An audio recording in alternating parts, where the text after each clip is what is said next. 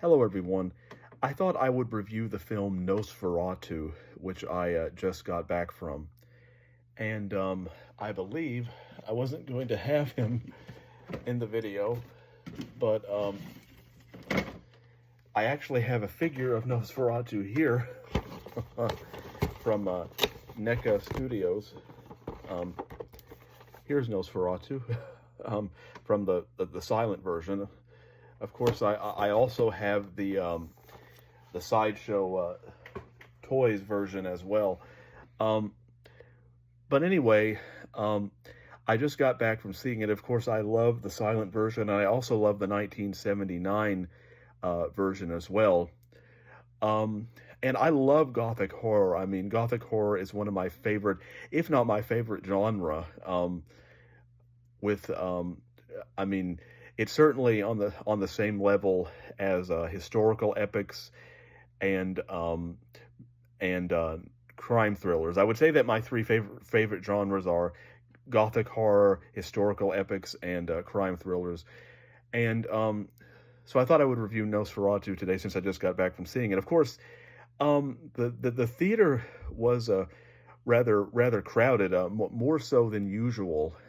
In fact, even though there were still plenty though of extra seats available, it's just it was more crowded than I was used to. I think mainly because um, of the holiday season and all of that, and also because I'm used to the films that I've seen this year have mostly been flops, or I went several weeks after they had come out, and so the benefit of seeing a flop is that you don't have to share the theater with anyone else or very few people. But of course, the downside is if a movie fails, they're less likely to make more movies like that in the future. But in fact, I've seen what movies have I seen this year? I saw Horizon Part One. I may be leaving some out. I saw um, Beetlejuice, Alien Romulus, Megaopolis, Gladiator 2, and Nosferatu. I believe those are all the films that I've seen in theaters this year. But anyway, but it was also unfortunate that someone had to sit right next to me, a stranger, and I'm thinking, okay, who does that? Like why would you sit next to a stranger when there are other seats available?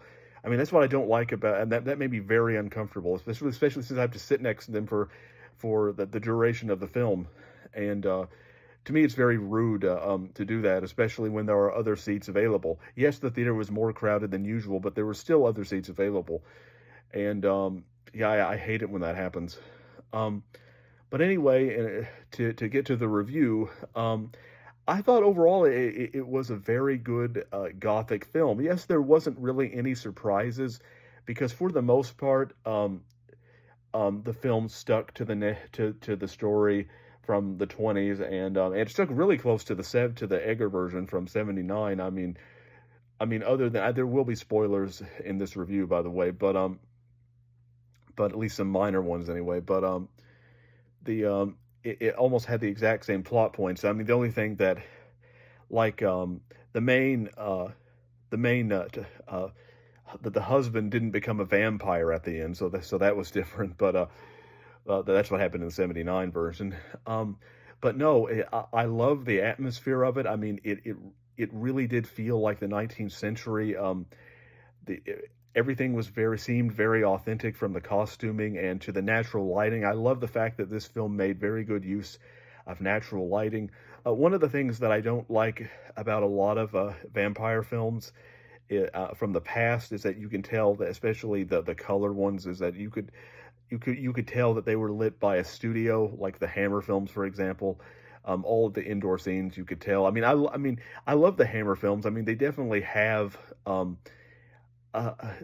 their own unique look. And of course, one of the reasons why they were bright is because they wanted to emphasize the brightness of the blood.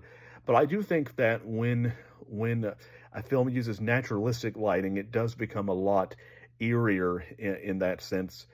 And I also really liked the use of language. That the dialogue here I thought was above average for this kind of film. Quite often in in period films, in modern period films, the characters will use a lot of like modern slang and lingo, but I didn't really hear any of that in Nosferatu. I mean, the dialogue was definitely above average, that it felt at times almost like a classic novel, so I definitely appreciated that.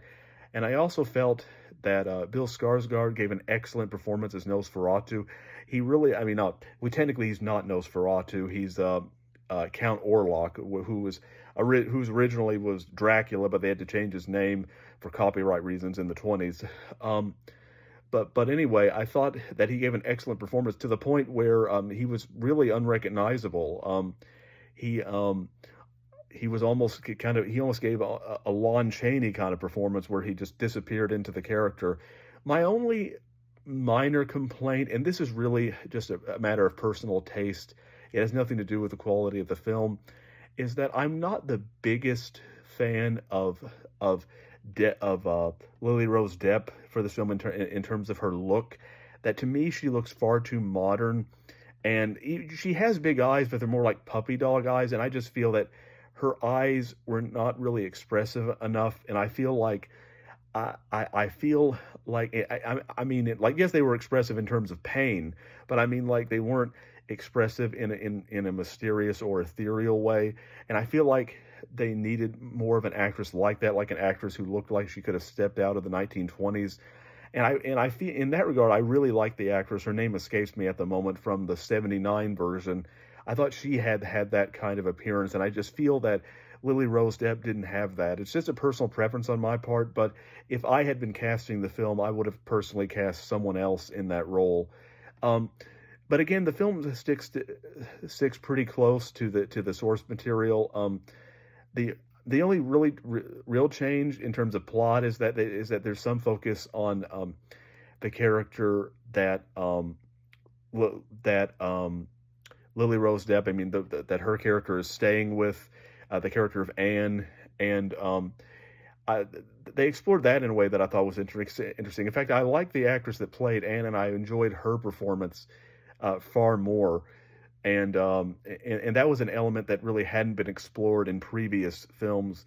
And so, in terms of the unexpected, that was the most interesting part, was exploring that family, about the husband who didn't believe in Nosferatu, and all that. That was all new, so that was exciting to watch, because that storyline was not in the previous iterations.